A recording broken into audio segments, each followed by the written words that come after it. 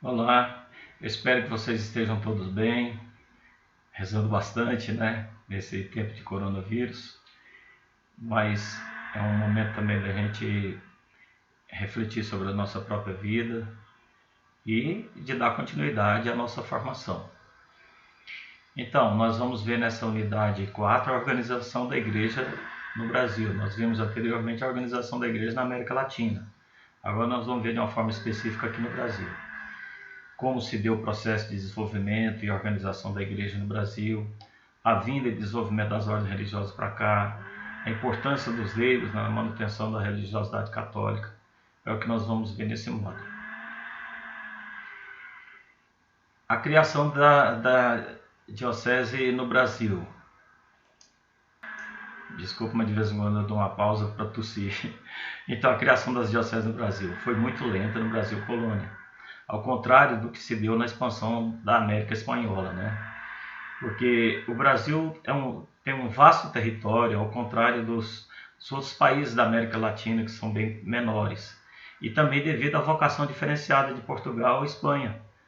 A Espanha é voltada para a expansão territorial, já Portugal não, né? Estava mais voltada para a atividade mercantil. E as causas que geraram assim, essa demora da implantação das dioceses, né, se deve aos interesses de Portugal que estavam ancorados no sistema de padroado e na ideologia mercantilista. Ora, pelo padroado, Portugal deveria reger a fé cristã nos lugares onde fossem conquistados. Acontece que eles já tinham poder nas mãos. E o interesse deles não era de expansão territorial. Então, se eles já tinham poder nas mãos, eles não estavam se sentindo obrigados a cumprir com a sua parte, né? a cumprir com a contrapartida que eles tinham em relação à igreja. E pelo sistema de padroado, eles deveriam onerar com a instalação da igreja aqui no Brasil. E então, em função disso, para instalar uma diocese precisa de ter uma cidade, e aí Portugal não estava a fim de construir cidades e de expandir o território brasileiro, uma expansão territorial. Eles estavam muito mais preocupados com a ideologia mercantilista, de explorar as riquezas que já tinham aqui naturalmente sem aplicar recursos financeiros aqui. E os interesses pela colônia estavam centralizados mais na economia exploratória, né, e comercial do que no povoamento e formação das cidades. Ou seja, a formação das cidades, a criação de dioceses se dava em consequência da formação de cidades. Como eles não estavam interessados em formar cidades, então fica a dever essa questão da criação das dioceses. Para a gente entender melhor como se deu a organização da igreja aqui no Brasil, é preciso antes da gente ver como se dá a organização hierárquica da igreja. Lembro vocês que a organização hierárquica da igreja copiou muito assim aquilo que se tinha em termos de organização administrativa e governamental do governo do Império Romano.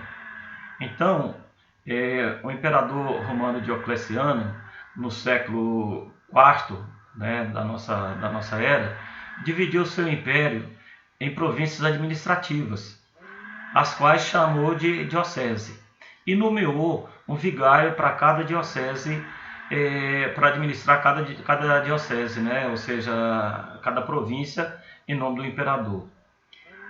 Essa província veio a ser chamada de diocese. Então, com a queda do Império Romano, o que acontece? A igreja vai assimilar esse modelo de divisão hierárquica, ali próprio do Império Romano, e passa essa província a ser chamada de paróquia, e coloca ela à administração de um bispo, e não mais só de um vigário, mas de um bispo. O que nós entendemos por diocese hoje, então, né, no conceito de hoje, é o nome que se dá a uma unidade territorial ou uma circunscrição eclesiástica específica, administrada por um bispo. E cabe somente ao Papa nomear, não só criar a diocese, como nomear seu administrador, e que está ligado diretamente ao Papa. A arquidiocese já é uma ampliação assim, do conceito de diocese. E está ligada também ao crescimento da igreja e também ao crescimento territorial. O que é que acontece? As dioceses mais antigas, à medida que o Brasil vai crescendo territorialmente, vai construir novas cidades, aquelas dioceses anteriores vão se dividindo em novas dioceses.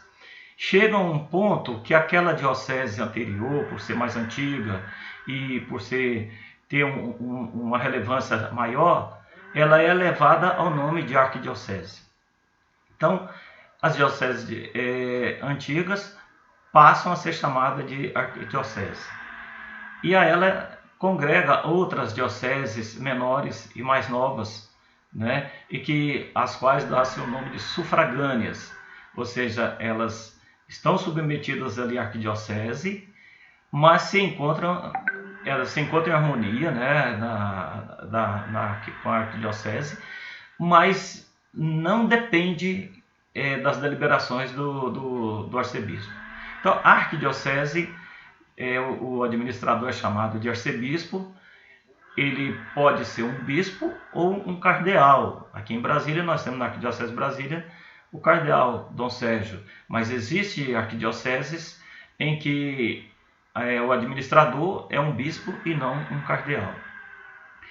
Então, só para vocês entenderem, as dioceses menores estão agregadas a algumas arquidioceses, porém não se submete ao bispo, ao arcebispo, submete-se ao Papa. É claro, é evidente que vai seguir algumas orientações próprias do bispo arquidiocesano, porém não se submete diretamente a ele em termos de governo, e sim diretamente ao Papa. As prelazias ou abadias, né, ela se enquadra no mesmo conceito da diocese. Ela vai ter o seu próprio clero e os seus leigos a ela dedicados, porém vão estar submetidos ao Papa e não à diocese ou arquidiocese.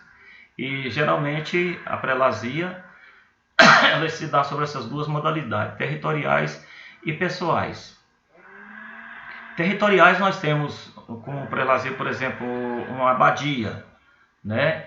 E pessoal, nós temos a prelazia pessoal, que tem um carisma próprio, como a Opus Dei, por exemplo, que está espalhada pelo mundo inteiro. Então ela não tem assim, a sede dela está em Roma e ela se espalha pelo mundo inteiro. Então todos aqueles que se dizem adeptos da Opus Dei estão submetidos ao prelado, aquele que cuida dessa prelazia. Então nós temos prelazia territorial, que pode ter aqui no Brasil e em outras partes aqui da América Latina, e temos essa prelazia pessoal.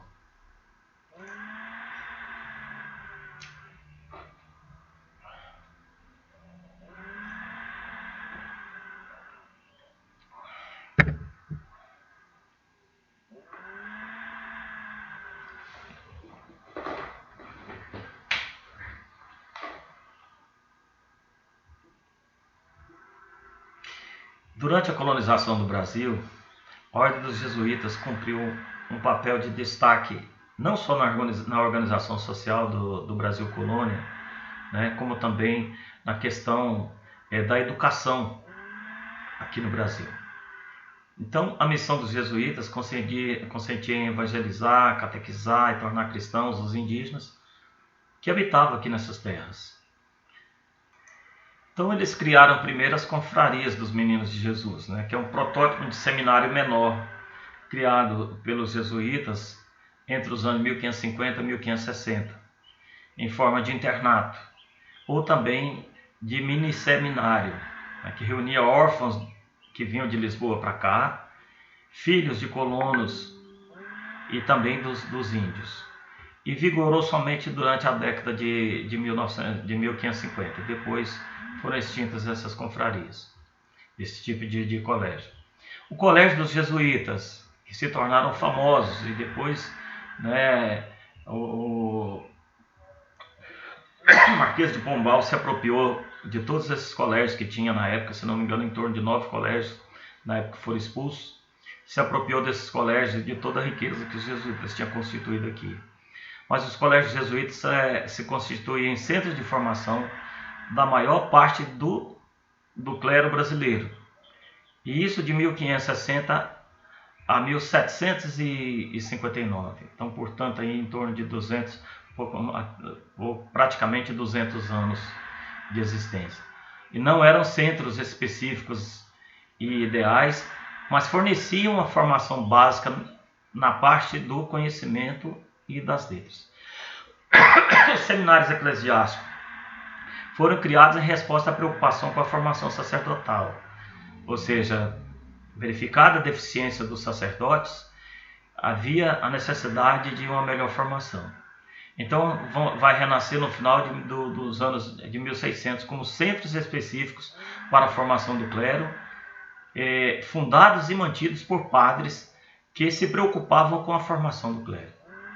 Então, esses seminários eclesiásticos eles estavam voltados mais para a formação do clero de uma forma mais ao estilo europeu. Os seminários episcopais são criados por volta de 1750 e surge a iniciativa da criação de seminários episcopais dependentes dos bispos, né, na Bahia e no Rio de Janeiro. Então, esses seminários episcopais eles funcionavam junto à diocese, né, do Rio e da Bahia.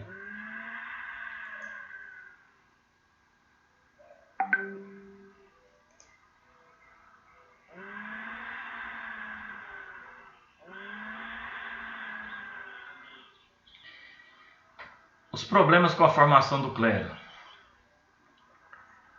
Em primeiro lugar, se dá pela escassez dos seminários episcopais, ou seja, os padres eram formados, né, naquelas escolas que não tinham uma vocação própria para o ensino para o sacerdócio. Então havia a dependência dos bispos da coroa portuguesa e também haviam poucas dioceses aqui no Brasil. E a falta de interesse por parte da cultura, né, para a expansão de dioceses, porque isso custava um alto custo para a coroa, e lembrando a vocês sempre, a vocação deles não era a expansão territorial, mas a exploração mercantil. E também não era interessante investir nos seminários, que uma vez que criava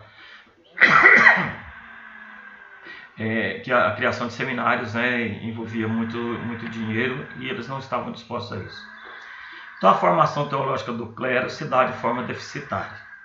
Concentrava-se na administração dos sacramentos, né, dos ritos da fé católica, e com o dizer a missa, muito mal feito, por sinal, e o nível teológico e cultural era muito baixo. Então muitos padres mal sabiam ler e escrever, e eram ordenados sacerdotes. Os agravantes em relação a isso: de um lado, a formação precária, e do outro, a distância que se tinha daqueles padres sob o controle dos bispos. Isso favoreceu para que o clero se ocupasse com outras atividades ilícitas, né? E que tivessem uma vida moral depravada, ou seja, passaram a se relacionar com mulheres, tiveram filhos com essas mulheres. Havia muitos padres que viviam, que já tinham constituído família, havia se tornado proprietário de muitos bens. E isso gerou um problema seríssimo quando o sistema de padroado chega ao fim, o sistema de padroado. Por quê? O Papa vai procurar enquadrar esses sacerdotes no sistema de Roma, conforme as orientações de Trento, que é o que se chama de processo de romanização ou tridentização, e muitos desses padres desistem do celibato e geram um problema seríssimo para a igreja no período em que o Brasil se emancipa de Portugal e passa a ser independente. E aí é um problema seríssimo, inclusive, para a criação de dioceses, para a criação de escolas e tudo, porque a igreja vai passar a arcar com as despesas financeiras, porque o Estado se tornou laico. Então há uma tentativa de reforma em relação à educação, né? E foi convocado um sino da Bahia para essa finalidade. Então a situação do clero vai se agravar muito com o fluxo migratório para Minas Gerais e o desenvolvimento das grandes cidades, né, que gerou a burguesia, e também em relação à corrida do ouro. Muitos padres entraram nessa onda da corrida do ouro, ou seja, há um fluxo muito grande ali para Minas Gerais e acaba saindo dos lugares onde estava e vão para Minas Gerais e deixa aquele lugar ali, aquele espaço vago. E eles fizeram fortuna e tornaram-se burgueses também, desviando-se da sua missão, que era especificamente a missão do clero. E o agravamento da crise também se dá no final do ano de 1600 e início de 1700, o que preocupou muito os bispos da época do Rio de Janeiro e da Bahia. Então o arcebispado da Bahia, né, vai cuidar de uma reforma. Então em 1702 toma posse Dom Sebastião Monteiro David e ele elege como prioridade pastoral do seu bispado, né, do seu episcopado, examinar a fé e o comportamento do clero e do povo. E vai constatar a necessidade de um concílio local.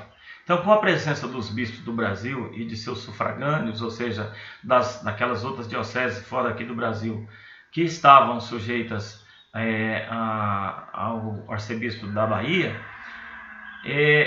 daria-se esse concílio. Só que compareceu somente o bispo de Angola, nem aqui do Brasil, nem o do Rio de Janeiro foi. E o concílio reduziu-se a um sínodo, realizado na presença de 2 bispos e do clero em 1717 na Bahia. O produto final desse sínodo foi um documento, né, conhecido como Constituições Primeiras do Arcebispado da Bahia, que funcionou como um código eclesiástico e civil ao mesmo tempo.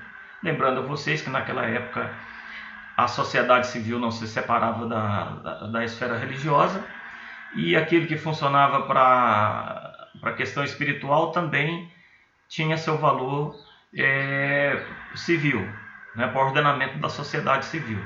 Então, por isso, esse código eclesiástico tinha essa função. Ao mesmo tempo, ordenar a vida das pessoas em termos espirituais e também em termos civis.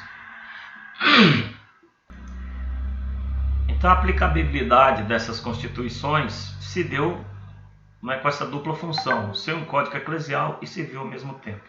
O conjunto da obra contava com 5 livros, 279 títulos e 1.318 artigos. Havia nessa Constituição uma dedicação exclusiva, né, um capítulo à parte dedicado aos vigários, aos capelães e aos clérigos, que falava sobre a obrigação de viver virtuosa e exemplarmente a vocação sacerdotal. O conteúdo. Essas constituições elas estavam constituídas de proibições, né, os interditos, como não andar à noite, nem comer ou beber nas tavernas, e também usar vestes eclesiásticas, porque as vestes eclesiásticas era uma forma de identificar o sacerdote. Diz, olha, não toque nesse aqui porque esse aqui é de Deus. Né? Era uma forma de avisar que os sacerdotes, através das vestes eclesiásticas, né, identificavam que eram sacerdotes. Então isso deveria impor um pouco mais de respeito.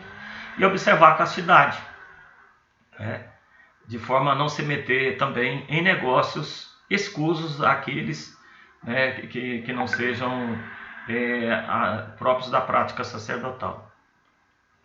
A abrangência de sua aplicação, ou seja, esse código ele durou por muitos anos, embora tivesse apenas a presença ali de um bispo, né?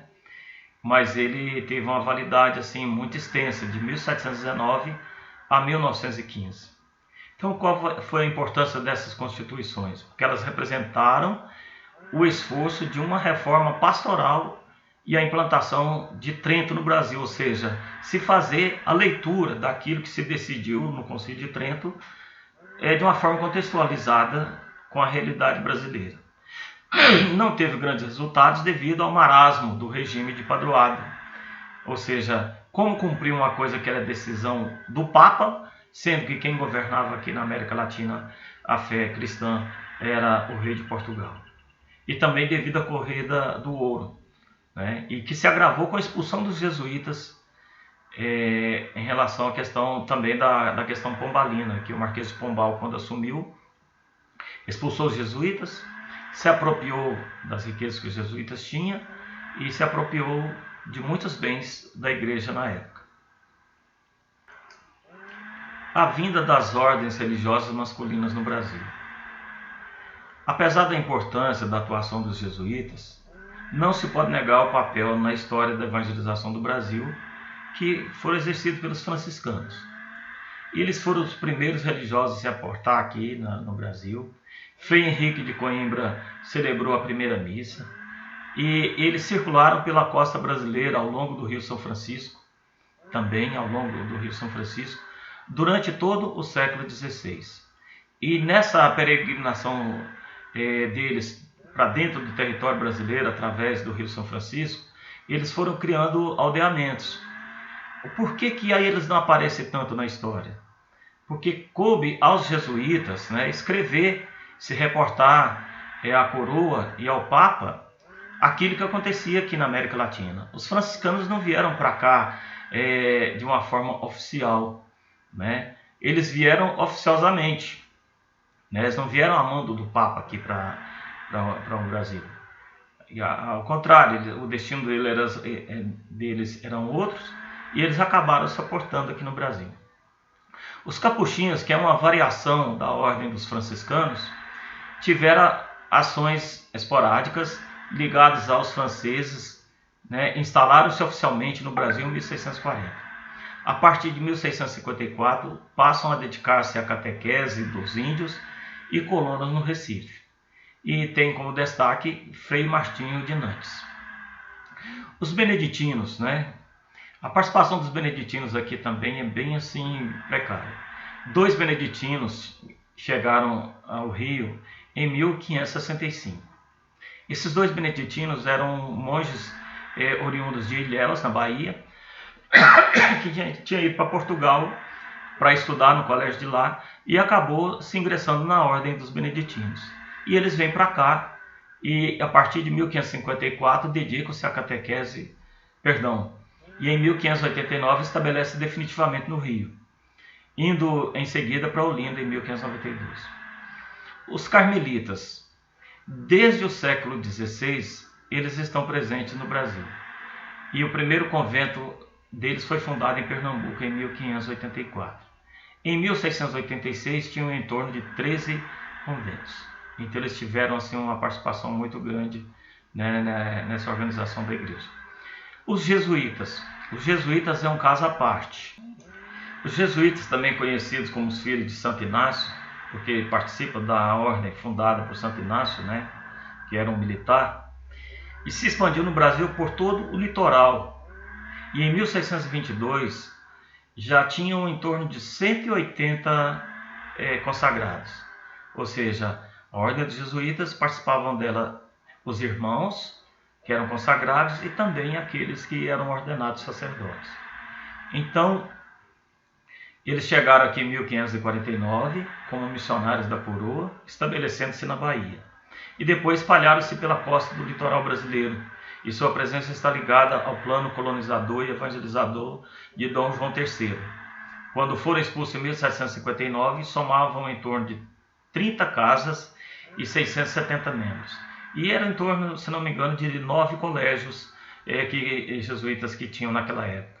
E eles vão retornar ao Brasil somente em 1842, vindos da Argentina, estabelecendo-se em Porto Alegre.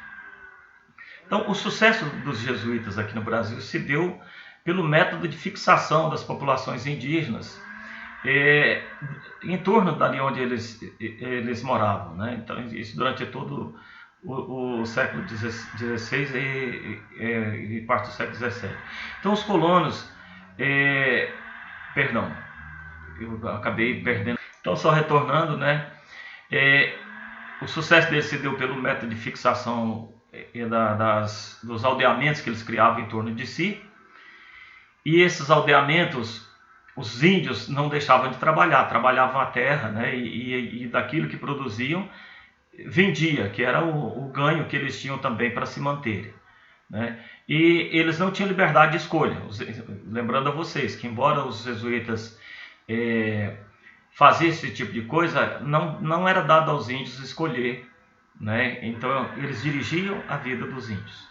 Nessa situação, pode-se dizer assim que os índios foram submetidos aos jesuítas. E a expulsão dos jesuítas pelo Marquês de Pombal aqui no Brasil significou um prejuízo muito grande, né? Porque eles tinham um sistema educacional muito bem organizado aqui no Brasil, e depois que Marquês de Pombal os expulsou, não se conseguiu, né, manter colégios de alto nível como era o dos jesuítas. Os mercedários, que é conhecido como Ordem de Nossa Senhora das Mercês, eles vêm do Equador para o Brasil através do Rio Amazonas, né? E eles chegam a parar em Maranhão em 1639 e permanecem até 1787, quando eles são extintos aqui no Brasil. Então os mercedários se expandiram no Brasil, né? Vindos de Quito, no Equador, e pelo Rio Amazonas.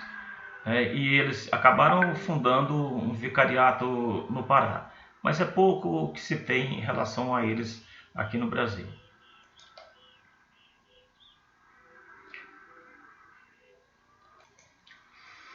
As ordens femininas passaram em branco no século XVI. Devido à concepção religiosa feminina ligada à concepção da vida da mulher naquela época, né? Lembrando a vocês o sistema patriarcal, em que a mulher ela é rejeitada. Na Idade Média, a mulher era tida como réplica de Eva, ou seja, a associação que se fazia, né, em relação a Nossa Senhora, que por Nossa Senhora entrou a salvação no mundo, e pela mulher, né, que é considerada réplica de Eva, entrou o pecado no mundo. Então havia muita resistência assim, em relação à questão das ordens femininas. E também se deu muito a ênfase na evangelização, que não era algo próprio das mulheres naquele período ali, né? Porque você imagina mulheres sendo pegas pelos índios, aí se Dom Sardinha foi devorado pelos índios, não se sabe o que aconteceria com as mulheres, se bem que não é próprio das culturas indígenas, né? A questão do estupro. Porém, de qualquer forma, elas estariam à mercê dos homens, né, dos missionários que vieram para cá, e a gente bem sabe que eles acabaram, né, se acasalando com as índias, mulheres índias, e também com as negras. E também o desinteresse e restrições da coroa em relação a trazer as mulheres para cá. Então, no antigo regime, o papel da mulher era inferior ao do homem. Havia uma dependência e submissão da mulher. E não se concebia a mulher religiosa fora do convento, dependente das autoridades, completamente dependente das autoridades superiores. Então as mulheres eram muito controladas naquela época. E a vinda delas para cá foi dificultada no primeiro século. E o Brasil é um território de missão. E a missão era a tarefa exclusiva dos homens. Descartava-se os conventos femininos e não teriam qualquer utilidade as religiosas virem para cá, porque elas não era próprio das religiosas evangelizar.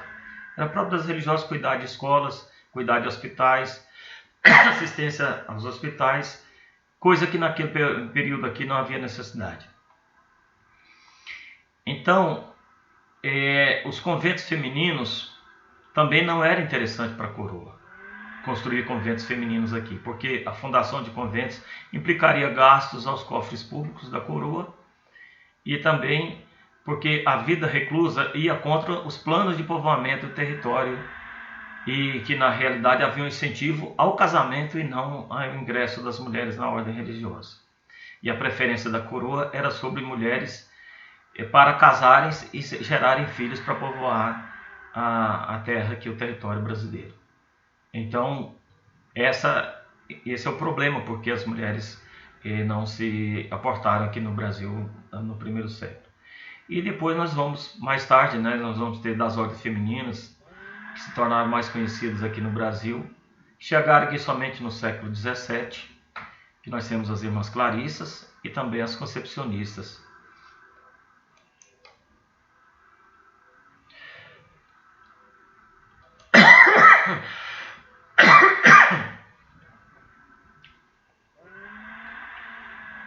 os recolhimentos, que é a primeira forma de organização da vida religiosa feminina aqui no Brasil. Era uma casa para mulheres com ideal de vida religiosa, organizada à maneira de um convento, porém sem votos solenes, ou seja, não se fazia aqueles votos de pobreza, de obediência ou de castidade. Então, com o tempo, alguns recolhimentos transformaram-se em conventos. Mas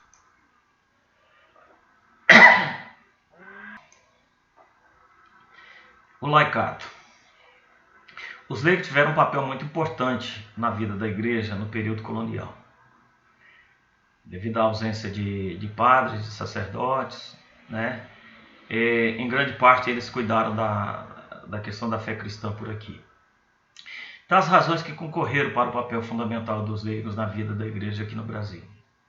Em primeiro lugar, a questão do sistema de padroado. Lembrando a vocês que a mescla entre fé cristã e o poder passou prevalecendo aqui na América Latina muito mais o poder do que a fé cristã.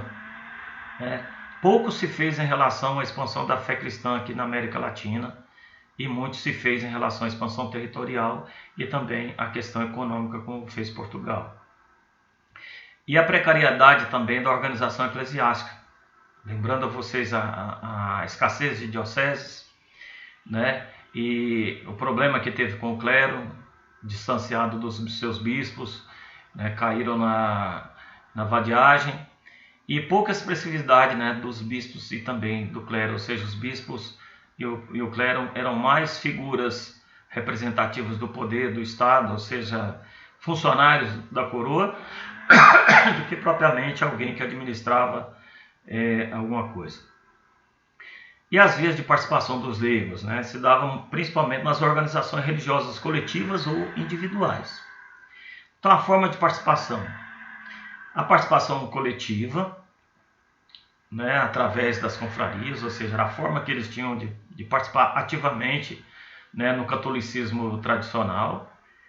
E também a participação individual através do ofício de eremitas, ou seja, aqueles que tinham a vocação de eremita. O conceito de confrarias. As primeiras confrarias surgem na Idade Média e elas sempre estavam relacionadas a princípios místicos e religiosos. Então há uma múltipla vocação, tanto assistencial quanto também espiritual. Então cuidava da questão da assistência, né, da dimensão material e também da dimensão espiritual. E essas confrarias prestavam assistência principalmente aos pobres, visita de doentes, né, de presos, eram solidários no momento da morte, né, e mediava também os conflitos que aconteciam entre os seus membros, ou seja, cuidava de restabelecer a ordem dos seus membros quando entravam em conflito. Então as confrarias eram associações religiosas nas quais os leigos se reuniam para viver a sua fé e participar do culto no catolicismo tradicional. Era uma iniciativa totalmente leiga, não dependia do governo da igreja. A dupla finalidade dessas confrarias. A confraria espiritual tinha por objetivo a promoção da devoção a um santo. Tinha um santo como padroeiro, né, e mantinha o seu culto e a promoção da festa a esse padroeiro, né, a que se dedicava a esse padroeiro. E a dimensão material, que a confraria ela se ocupava em arrecadar recursos econômicos para a construção de uma ermida, de uma capela ou de uma igreja, e também da manutenção dessa ermida, capela ou igreja. Então, nós temos o modelo de confrarias, né, as irmandades e também as ordens terceiras. As irmandades. As irmandades é um tipo de associação que é formada por leigos dedicados, né, ao incremento, à devoção aos santos e santas da Igreja Católica, e tinha por objetivo ajudar os seus membros e a própria comunidade católica no exercício, na prática de sua fé. Cada irmandade defendia os interesses de seus membros. No caso, por exemplo, dos negros, né, que é a Irmandade do Rosário, eles poderiam comprar a carta de alforria por eles próprios. Eles juntavam recursos ali entre seus confrades e compravam dos senhores, né, dos escravos, a liberdade. Isso aconteceu muito na história aqui do Brasil. Então, a Irmandade é um tipo de confraria que tinha administração própria, era regida por um estatuto, né, e tinha autonomia perante o poder eclesiástico, ou seja, eles eram independentes. Funcionavam na igreja, mas tinham uma certa autonomia. E não se subordinavam nem aos párocos nem aos bispos. E só necessitavam deles para celebrar a missa no dia da festa do padroeiro. E outros serviços religiosos, como batismo, casamento, né? Ou então, no momento da morte, a unção dos enfermos. Tirando isso aí, passava até um ano sem necessidade de um padre ou de um bispo, e eles se reuniam por conta própria, né, conforme esse estatuto que eles tinham. Outras características das irmandades: era predominantemente masculina e mantinha certa distinção da cor. É isso que eu estava dizendo para vocês. A Irmandade do Rosário, por exemplo, ela é formada por negros. E havia irmandades de homens brancos, pardos e negros. E cada um tinha a sua igreja e seu próprio santo. Além do caráter religioso e devocional, eles exerciam também atividades sociais. É interessante isso, porque nós temos os vicentinos, que é um exemplo típico desse tipo que nós estamos falando aqui, de confraria. Eles cuidam da parte espiritual lá na igreja, mas eles arrecadam alimentos, essas coisas, para ajudar, né, nos seminários, ajudar nos orfanatos, ajudar as pessoas pobres. E onde eu morava lá na região lá de Patos de Minas, né, tinha os vicentinos que cuidavam dessa parte. Então eles não cuidavam só da parte devocional, mas também eles tinham essa característica de ajudar materialmente. E as irmandades mais conhecidas que nós temos aqui no Brasil é a Irmandade do Santíssimo Sacramento, a Irmandade do Rosário, a Irmandade da Misericórdia. Outros tipos de organização laica que nós tivemos aqui também no Brasil são as ordens terceiras. As ordens terceiras, lembrando vocês, são a associação de católicos, de leigos católicos, e em particular eles se associam aos franciscanos, aos carmelitas e aos dominicanos. As ordens terceiras, né, são associações vinculadas a essas ordens religiosas tradicionais, né, medievais, que eu falei para vocês. O papel no catolicismo colonial, né, tinha como objetivo construção de igreja e promoção do culto do santo patrono.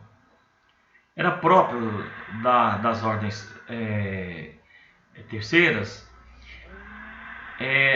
se associar, né, a ordens religiosas particulares e que não se ligava a elas através de votos públicos, né?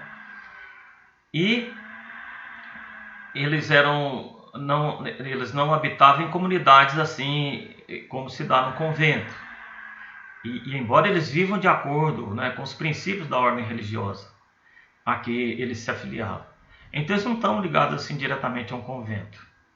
Exemplo de uma ordem terceira que nós temos aqui no Brasil, né, muitas pessoas, eu tenho amigos que são da ordem terceira dos franciscanos, mas, por exemplo, o Pedro Simon, o senador Pedro Simon, ele era da ordem terceira dos franciscanos. É um leigo que se propõe a viver, né, conforme os princípios de São Francisco de Assis e sem ter uma ligação direta e sem ter aqueles votos perpétuos. Então, as principais ordens terceiras que nós temos no Brasil colonial: a Ordem Terceira Franciscana, a Ordem do Carmo, a Ordem Terceira de São Domingos, a Ordem Terceira dos Mínimos. E só para acrescentar para vocês, a Ordem Terceira Regular, que nós temos as Ordens Terceiras Seculares, a Ordem Terceira Regular, que é aquela que pertence às comunidades religiosas. Elas professam votos públicos e vivem em comunidade, mas não são clérigos. são chamados de regulares porque seguem uma regra de vida específica, né? Ou seja, o termo regulares significa que eles têm a sua vida regulada por alguém.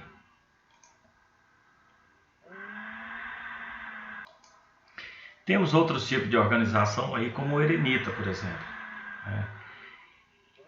O eremita ou ermitães são irmãos ou monges, leigos que se chamavam também de irmãos ou monges, que são leigos que se dedicavam à vida ascética e promoção de obras do culto e devoção. Dedicam-se a uma vida cristã mais perfeita e a uma vida de oração e serviço ao culto.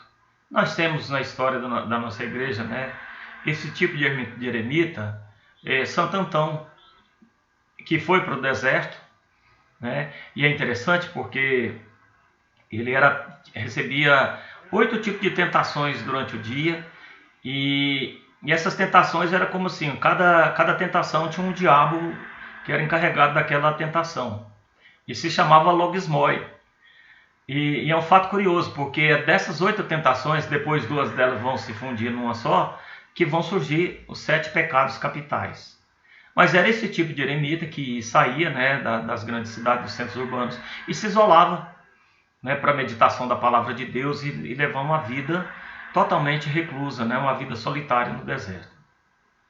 Aqui no Brasil nós temos, né, um exemplo de eremita, Francisco da Soledade. Eu até corrigi, né, uma dissertação de mestrado e depois tive a oportunidade de fazer o mesmo com a tese de doutorado, né, de um padre que está em Portugal, né, o padre Cristóvão, que fala sobre a fundação ali do Bom Jesus da Lapa, né, a instituição da devoção ali ao Bom Jesus da Lapa. Quem sabe ali às margens do Rio São Francisco, foi um eremita chamado Francisco da Soledade. Depois foi ordenado, se não me engano, foi ordenado sacerdote, eu não me lembro bem assim. Mas o eremita remete ao termo lugar retirado, solitário, calmo, silencioso. Então, o eremita é o homem que vivia retirado, afastado do barulho das cidades, desapegado dos bens materiais, apegado à oração e boas obras. Meu Deus, quanto temos sido esses dias de eremita, pelo menos no sentido da gente circular do espaço público, nas nossas residências. O lugar onde eles vivem, né? Eles vivem ao lado de um ermida, geralmente ao lado de um ermida ou alguma capela dedicada a um santo. E tem seu grupo próprio de seguidores. E de vez em quando eles saíam a pedir esmolas, né, a fim de angariar recursos materiais para renovar igrejas e cemitérios abandonados. Eles tinham como função extra, né? Era procurado com frequência para pedir conselhos e orientações espirituais ou até mesmo orações e tudo, né? E era considerado como um homem santo. E tinha uma boa reputação perante a instituição eclesiástica e era reconhecido como um homem a serviço da igreja. Ou seja, mesmo que ele estivesse distante da zona urbana, mesmo que ele estivesse recluso ali, ele se colocava a serviço da igreja enquanto ele rezava, né, pelas pessoas, pela evangelização. Então era oficialmente revestido na função de eremita pela autoridade da igreja, ou seja, era reconhecido com essa função, né, de eremita pela autoridade da igreja. E a forma de vida religiosa era aprovada, né, e respeitada pelos bispos, ou seja, a vida eremita ela não era contrária à igreja. E aconteceu também, né, como por exemplo o construtor do santuário do Bom Jesus de Matosinhos também, que é outro nome que agora me lembro, né, Feliciano Mendes, e que também construiu, né, um santuário em Congonhas do Campo, em Minas Gerais. Então nós temos esses 2 exemplos aí, né, o Francisco da Soledade, que construiu o santuário do Bom Jesus da Lapa, e esse outro que construiu o Santuário do Bom Jesus de Matosinhos. Obrigado e até a próxima. Uma santa e abençoada semana a todos.